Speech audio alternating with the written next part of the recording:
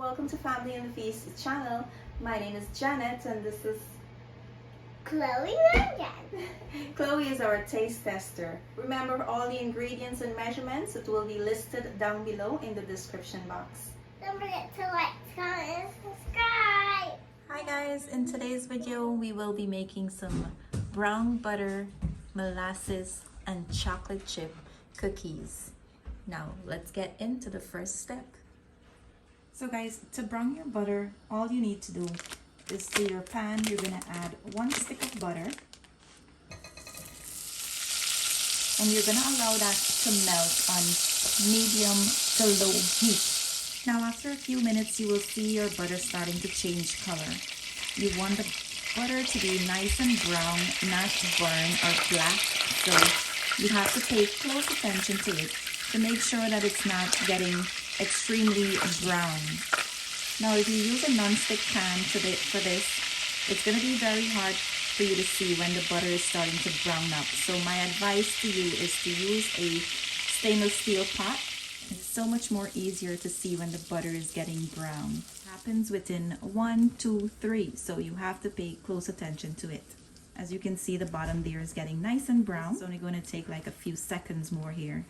So let's say about 15 to 20 seconds here, and I'm going to turn my stove off right away. And we want to stir, and we also want to move the pan away from the heat. So now that the butter is nice and brown here, as you can see, you want to make sure that it's nice and cool before you add it to your mixture or any batter. So guys, the next step after you finish browning your butter, you're gonna add it to a bowl. You want to make sure that the butter is really cool, all the way down to room temperature here. You're gonna see some brown grounds on the bottom here. You want to make sure you grab all of that into the bowl. Scrape all of that into the bowl. Those are a part of the ingredients and the measurements that you will need so that this recipe can be accurate. Now you want to mix it. And look at that nice brown color we have there. I am now going to go in with my sugar, my brown sugar here. For this recipe, you will definitely need some brown sugar. Those brown sugar that is clammy looking, like it's wet. Yep, that's the one for this recipe. And I'm also going to go in with some white sugar or mild brown sugar. I didn't have any white sugar, so I'm just using the mild brown sugar. And you want to mix, just allow both sugar to combine here. And to that, I'm going to go in with 2 eggs.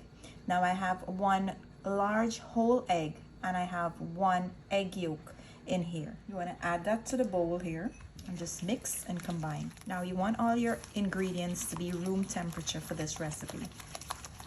You don't want anything to be frozen or cold. Everything should be room temperature. Now in here I have some molasses. I like to add in the molasses. Here I have some salt, and here I have some baking soda. Here I have some essence, and we're gonna mix this and make sure that they are all combined. Now a little secret is not to over mix your mixture that you have here in the bowl. You want the sugar to still be there. You don't want it to be melted. You don't want to over mix your mixture and the sugar is melted. Now that you see it's starting to thicken up here and you have this consistency here, you're going to go in with your flour. You're going to add in a little bit at a time here, and you just want to mix and make sure that it's all combined. Now I'm going to go in here with all my flour, and I'm going to go in with my hands. If you want to do this in your mixer, guys, you can go ahead and do it in your mixer. And right after, because I don't want my sugar to melt, as soon as I'm sure that all the ingredients are combined, I'll go in with my chocolate chips. And you just want to mix this here. So now that I have my cookie dough all mixed, I'm going to place this on the side, and I'm going to go grab myself a baking pan. And at this time, I will take the opportunity to preheat my oven to 350 degrees. So as soon as I'm finished placing my cookie dough on the cookie sheet, I want to place them in the oven because I don't want the sugar to be melted. So now that you have your cookie pan lined with your parchment paper, you just want to divide your dough into about 12 pieces. It is important that you divide it into 12 pieces because of the time that I'll give you, the baking time. You will want to make sure that it's divided evenly into 12 pieces. Of course, if you like your cookie to be smaller, you can go ahead and do that. It's not a problem. So now that I'm done placing my cookie on my pan, you want to make sure when you put your cookie on the pan, don't flatten it out. It will do that when it gets in the oven. When I place them in the oven and they start baking, they will spread out by themselves. So my oven is already preheated. I don't want to let my cookies sit on the counter because I just don't want them to the sugar to melt out, like I said.